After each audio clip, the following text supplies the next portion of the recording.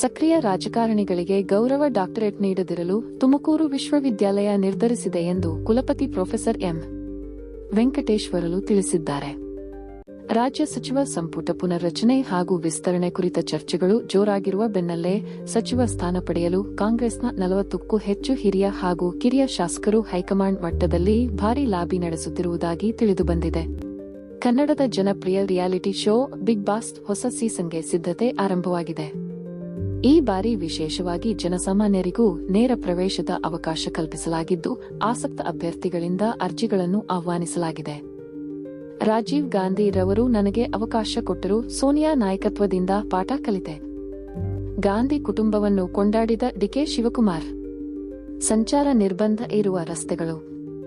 Cubbon ರಸ್ತೆಯ BRV ಜಂಕ್ಷನ್ನಿಂದ CTO ಜಂಕ್ಷನ್ವರೆಗೆ ಹಾಗೂ CTO ವೃತ್ತದಿಂದ ಲೋಕಭವನದವರೆಗೆ. ಬಾಳೆಕುಂದ್ರಿ ಜಂಕ್ಷನ್ನಿಂದ ಡಿಆರ್ ಅಂಬೇಡ್ಕರ್ ರಸ್ತೆ ಕಡೆಗೆ. ಡಿಆರ್ ಅಂಬೇಡ್ಕರ್ ರಸ್ತೆಯಲ್ಲಿ ಕೆಆರ್ ಸರ್ಕಲ್ ಕಡೆಯಿಂದ ಕಾಫಿ ಬೋರ್ಡ್ ಜಂಕ್ಷನ್ವರೆಗೆ.